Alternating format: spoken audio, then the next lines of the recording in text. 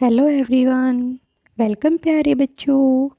आप सभी का स्वागत है हमारे channel again best digital learning में।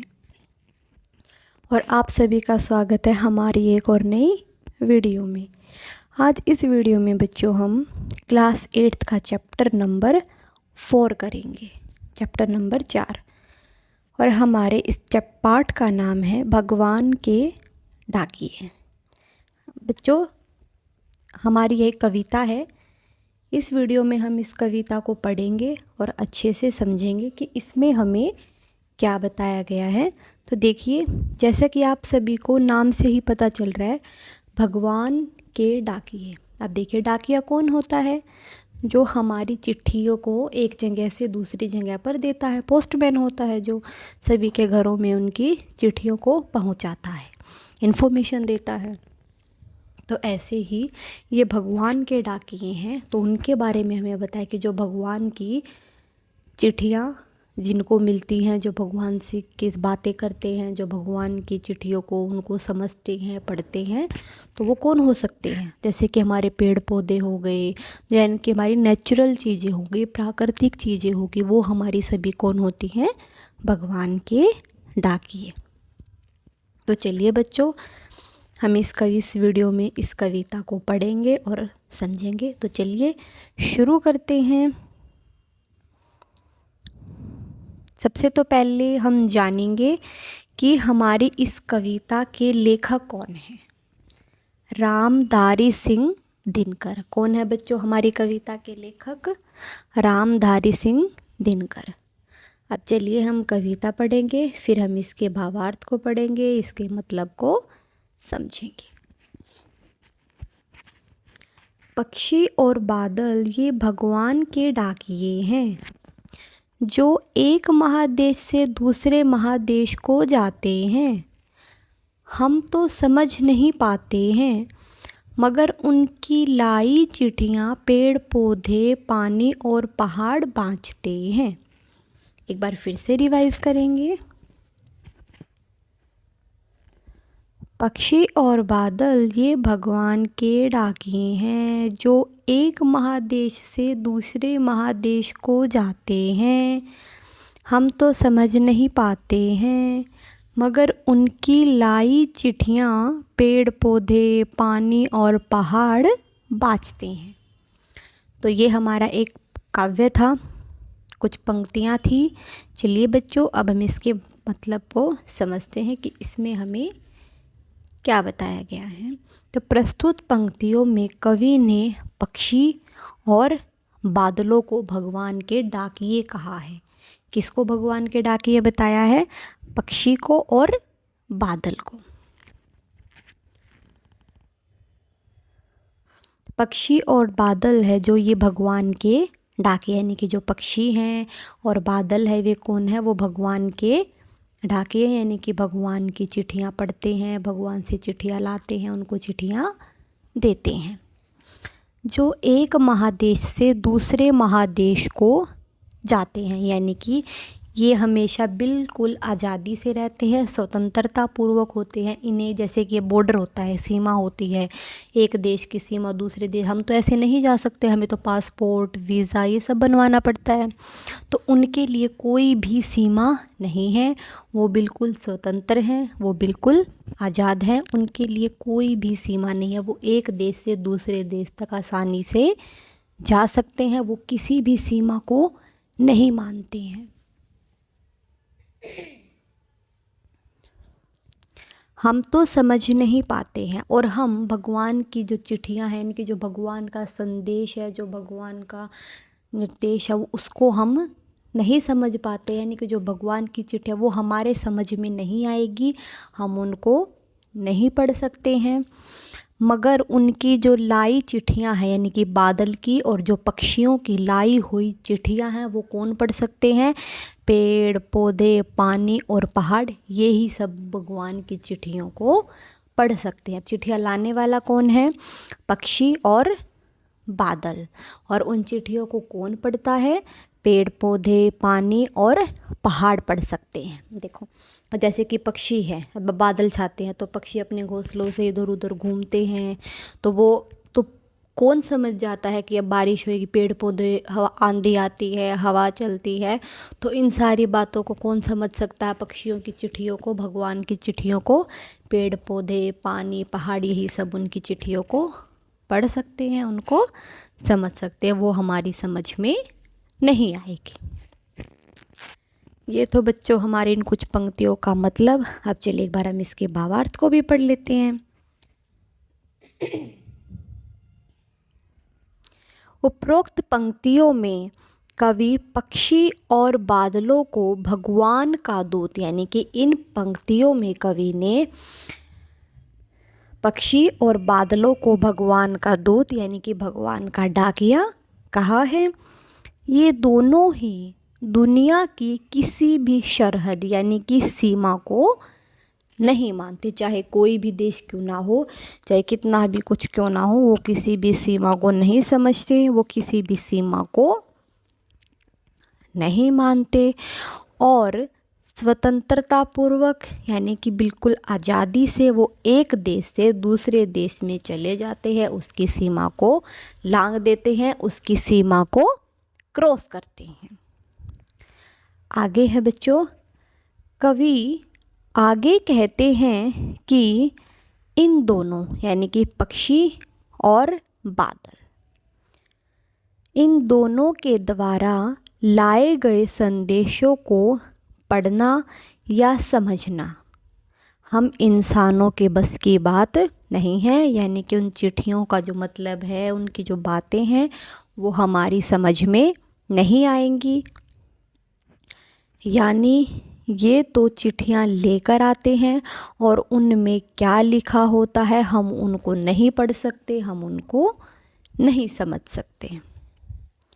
लेकिन इन पत्रों को यानी कि इन चिट्ठियों को हम समझ नहीं पाते हैं, उन्हें ये पेड़ पौधे, पानी और पहाड़ ये बहुत आराम से समझ लेते हैं, उनको पढ़ लेते हैं। इसलिए बादलों को देखकर पेड़ पौधे और जो पक्षी खुशी से है वो झूमने लगते हैं। जैसे कि जब बादल आते हैं, बारिश का मौसम होता है, तो ठंडी हवाएं चलती हैं, पक्षी इधर उधर चहलते हैं, चहकते हैं। तो इसलिए जब वो बादल आते हैं यानी कि वो चिट्ठियाँ लेकर आते हैं और उनका मतलब है जो पेड़ पौधे हैं, पहाड़ है, पक्षी हैं, वो समझ जाते हैं। ये था हमारा बच्चों पद नंबर 1। अब दूसरे पे चलेंगे। काव्यांश। हम तो केवल यह आखते हैं कि एक देश की धरती दूसरे देश को सुगंध भेजती है और वह सौरभ हवा में तैरते हुए पक्षियों की पाँखों पर तिरता है और एक देश का भाप दूसरे देश में पानी बनकर गिरता है। एक बार फिर से पढ़ेंगे। हम तो केवल यह आखते हैं कि एक देश की धरती दूसरे देश को सुगंध भेजती है और वह सौरभ हवा में तैरते हुए पक्षियों की पंखों पर तिरता है और एक देश का भाप दूसरे देश में पानी बनकर गिरता है। ये हमने कुछ पंक्तियाँ पढ़ी हैं, अब इनके मतलब को समझेंगे।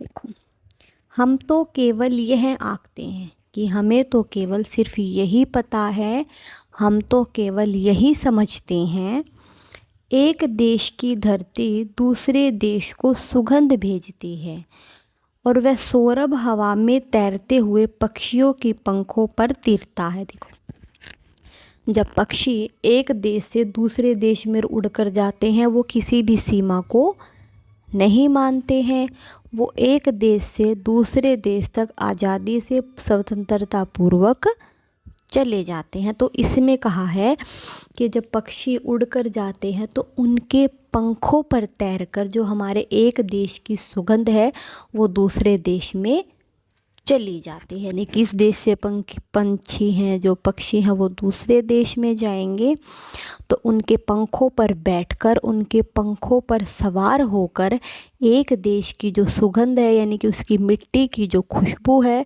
वो दूसरे देश तक पहुंच जाती है।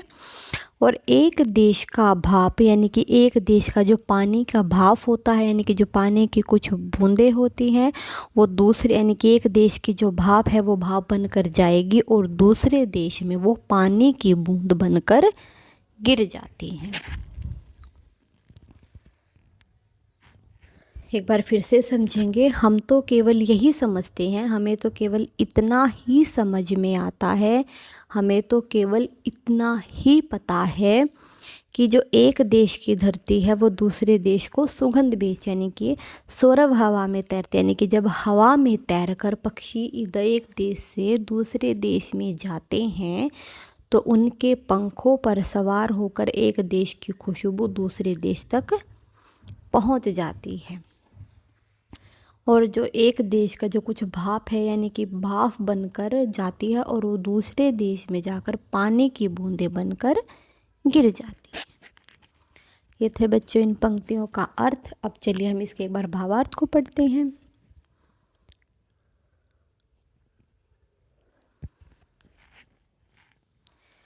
उपरोक्त पंक्तियों में कवि कहते हैं कि हमने इस पूरी दुनिया को अलग अलग देशों की सीमाओं में बांट रखा है।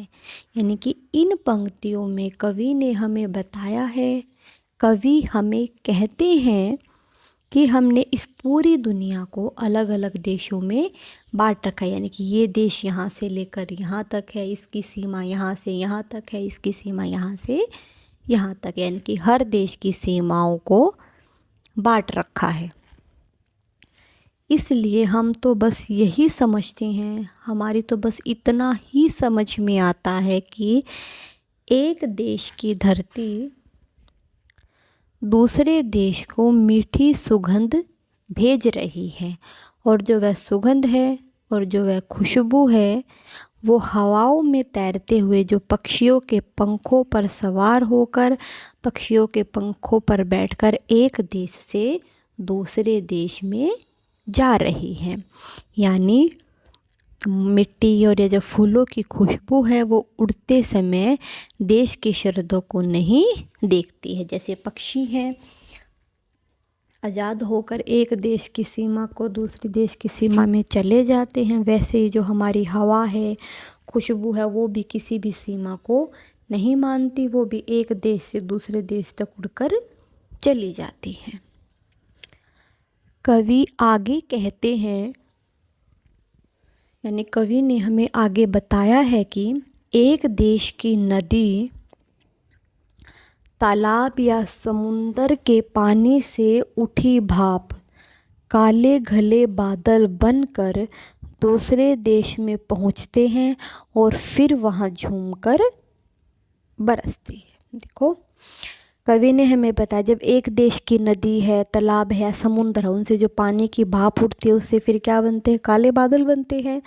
तो वो फिर बादल दूसरे देश में जाकर बारिश करते हैं, तो इससे एक देश का पानी भी दूसरे देश में आज़ादी पूर्वक, स्वतंत्रता पूर्वक चला जाता है।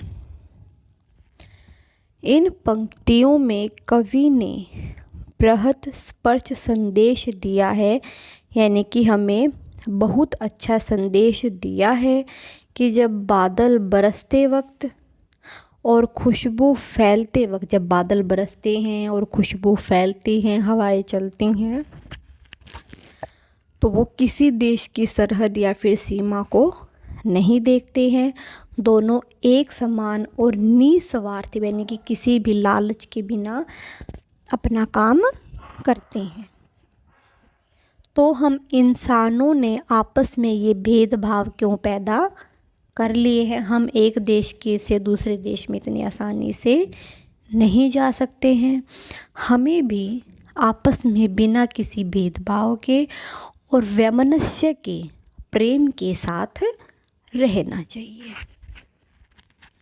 ठीक है बच्चों, ये था हमारा इन पंक्तियों का भावार्थ। एक बार हम इन दोनों भावार्थ को फिर से पढ़ेंगे ताकि हमें अच्छे से समझ में आ जाए।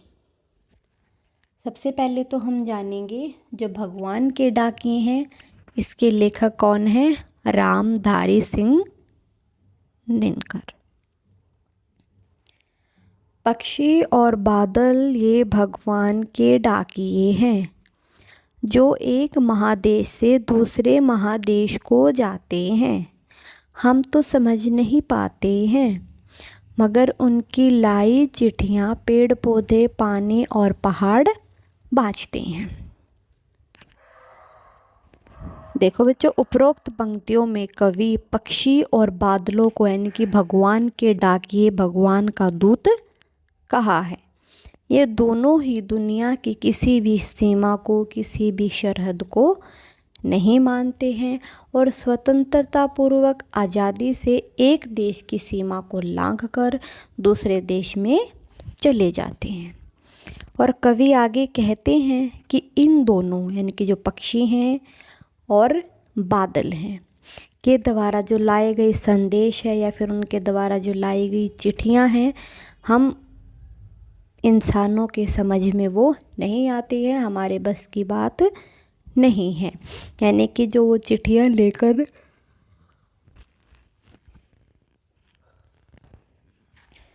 लेकर आते हैं, उनमें जो भी लिखा होता है वो हम समझ नहीं सकते, वो हम पढ़ नहीं सकते। तो जिन पत्रों को हम नहीं समझ पाते हैं, हम नहीं पढ़ पाते हैं, तो उन जो भगवान के जो डाकिए हैं उनके द्वारा जो लाई गई चिट्ठियाँ हैं, उन चिट्ठियों को पेड़ पौधे, पानी, पहाड़ वो सब आसानी से समझ जाते हैं। तो इसलिए जब बादलों को देखकर जो हमारे पेड़ पौधे हैं, पक्षी हैं, वो खुशी से झूमने लगते हैं। दूसरा पद है, हम तो केवल यह आखते हैं, एक देश की धरती दूसरे देश को सुगंध भेजती है और वह सौरभ हवा में तैरते हुए पक्षियों के पंखों पर टिकता है और एक देश का भाप दूसरे देश में पानी बनकर गिरता है। तो इन पंक्तियों में हमने पूरी दुनिया को अलग अलग देशों की सीमाओं में बांट रखा है। तो इसलिए हम यह समझते हैं कि एक देश की धरती दूसरे देश को मीठी सुगंध भेज रही है और जो वह खुशबू है वो हवा में तैरते हुए पक्षियों के पंखों पर बैठकर एक देश से दूसरे देश तक पहुंच जाती है। यानी कि जो हमारे फूलों की खुशबू है वो उड़ते समय देश की सीमा को नहीं देखती। तो कवि आगे कहते हैं कि एक देश की जो नदी, तालाब या समुंदर से जो भाप बनती है तो काले बादल बनकर वो दूसरे देश में बरसते हैं। तो इससे जो एक देश का जो पानी है वो दूसरे देश में भी आसानी से चला जाता है। तो इन पंक्तियों में कवि ने बहुत स्पर्श संदेश दिया है, हमें बताया है कि जब बादल बरसते वक्त और खुशबू फैलते वक्त देश की सीमा को, किसी भी सरहद को नहीं देखती है, उनको नहीं मानती है, तो दोनों एक समान और बिना किसी स्वार्थ के, बिना किसी लालच के अपना काम करते हैं। तो हम इंसानों ने आपस में ये भेदभाव क्यों बना रखे हैं? हमें भी आपस में बिना किसी भेदभाव के, बिना किसी लालच के, बिना किसी स्वार्थ के एक दूसरे के साथ प्रेम से रहना चाहिए।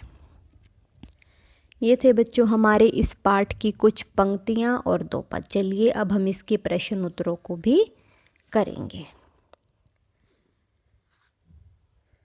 सबसे पहले है हमारे कविता से प्रश्न और उसमें हमारा पहला प्रश्न है, कवि ने पक्षी और बादल को भगवान के डाकिए क्यों बताया है? तो चलिए उत्तर पढ़कर जानेंगे। कवि ने पक्षी और बादल को भगवान के डाकिए इसलिए कहा है क्योंकि वे देश काल की सीमा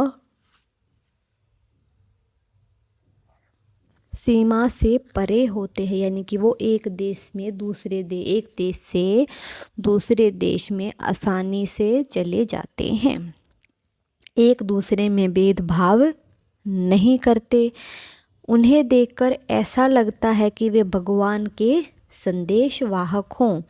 ठीक उसी प्रकार से हमें भी उनसे शिक्षा लेनी चाहिए। जैसे भी वो एक दूसरे में कोई भेदभाव नहीं करते, उन्हें किसी देश की सीमा से कोई भी मतलब नहीं है, तो ऐसे भी हमें भी मिलजुल कर रहना चाहिए। ये था हमारा प्रश्न नंबर 1। अब चलते हैं बच्चों प्रश्न नंबर 2 पर। पक्षी और बादल द्वारा लाई गई चिट्ठियों को कौन पढ़ते हैं? तो देखिए, पक्षी और बादल द्वारा लाई गई चिट्ठियों को पौधे, पानी, पहाड़ वो सब समझ पाते हैं और अपनी अभिव्यक्ति से सबका मन मोह लेते हैं। यानी कि जब वो चिट्ठियाँ पढ़ते हैं, यानी कि बादल आते हैं तो बारिश का मौसम होता है, तो बारिश का मौसम होता है, ठंडी हवाएं चलती है, तो वो मौसम तो सबको अच्छा लगता है। तो वो उन चिट्ठियों को पढ़ भी लेते हैं, समझ भी लेते हैं और अपनी अभिव्यक्ति से और फिर उनसे सबके मन को मोह लेते हैं। ये था हमारा प्रश्न नंबर 2। अब है आगे बच्चों प्रश्न नंबर 3। किन पंक्तियों का भाव है? तो हमें 2 पंक्तियाँ दी गई है, हमें इनके अर्थ को बताना है, इनके अर्थ को समझना है।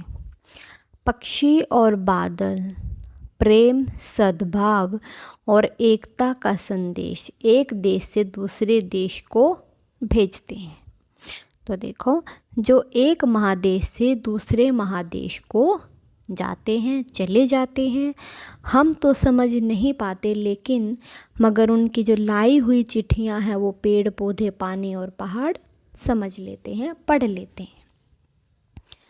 आगे है, प्राकृतिक देश देश में भेदभाव नहीं करती।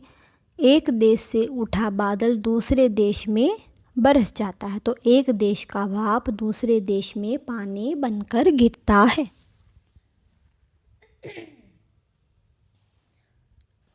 ये था हमारा प्रश्न नंबर 3। आगे है बच्चों प्रश्न नंबर 4। पक्षी और बादल की चिट्ठियों में पेड़, पौधे और पानी, पहाड़ क्या पढ़ पाते हैं? तो चलिए उत्तर पढ़कर जानेंगे। पक्षी और जो बादल है वो सभी के साथ समानता का व्यवहार करते हैं, यानी कि सभी, किसी के साथ कोई भी भेदभाव नहीं करते हैं।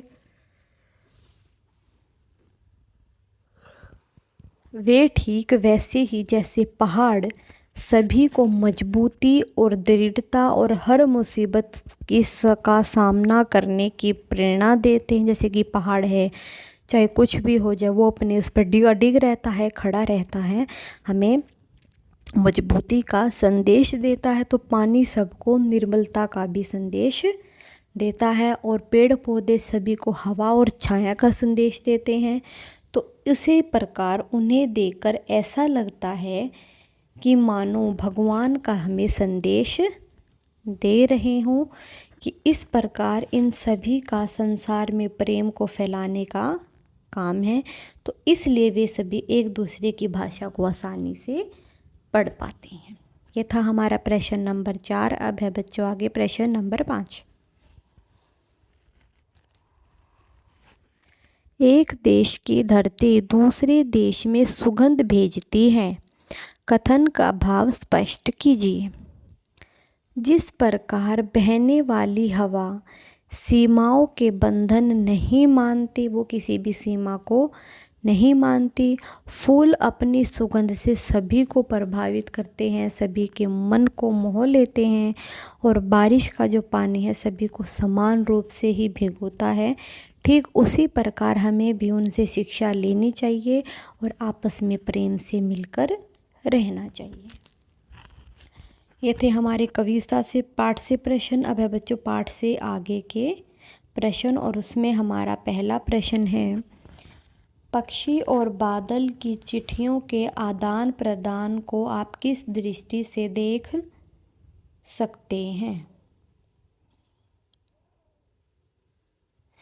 पक्षी और बादल की चिट्ठियों के आदान प्रदान को हम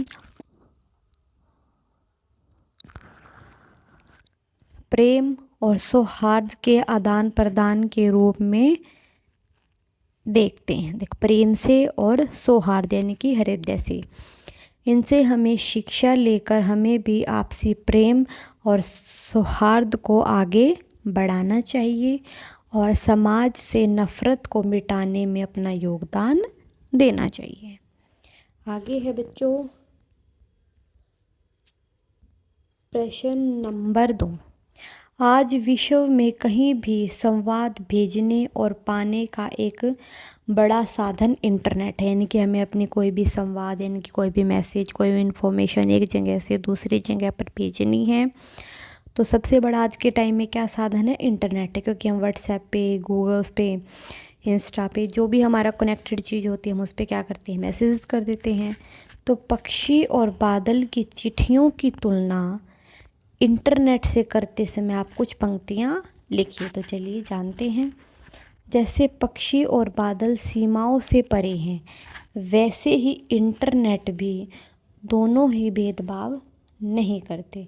दोनों हमें एकता का संदेश देते हैं, दोनों ही ज्ञान को बांटते हैं, दोनों ही मिलजुल कर रहने का हमें काम सिखाते हैं और जो दोनों ही संदेश का आदान प्रदान करते हैं, दोनों ही स्वतंत्र हैं, दोनों ही खुशियाँ बांटते हैं और दोनों ही दुख सुख बांटते हैं। ये था हमारा प्रश्न नंबर 2। अब है आगे बच्चों प्रश्न नंबर 3। हमारे जीवन में डाकिये की भूमिका क्या है? इस विषय पर 10 वाक्य लिखिए। डाकिये की भूमिका यानी कि डाकिये की क्या इम्पोर्टेंस है, तो चलिए उत्तर पढ़कर जानेंगे। डाकिया हमारे जीवन का आधार है। वह हमारी चिट्ठियों को हम तक पहुंचाता है और वह हमारे संबंधियों को जोड़ने में भी मजबूत कर, यानी कि जब एक चिट्ठी हम एक जगह से दूसरे देश पर हमारे संदेश पहुंचाता है तो जो हमारे संबंधी होते हैं, रिश्तेदार होते हैं, तो उनको जोड़ने में भी हमारी सहायता करते हैं। वह हमारे सुख दुख का साथी है। वह हमारे संदेश को जल्द से जल्द पहुंचाने का प्रयत्न करता है और वह दिन रात समाज की सेवा में लगा रहता है और वह जाति के बंधनों को नहीं मानता है और वह समाज को एक दूसरे से जोड़ने का काम करता है। ये था हमारा प्रश्न नंबर 3 और इसी के साथ बच्चों हमारा ये पाठ भी समाप्त होता है। अगली वीडियो में हम अगले पाठ को करेंगे। इस वीडियो के लिए इतना ही। अगर प्लीज़ जिसको भी वीडियो पसंद आई हो, चैप्टर समझ में आया हो, वीडियो अच्छी लगी हो तो प्लीज़ लाइक, शेयर, कमेंट ज़रूर करें। Thank you. Have a nice day.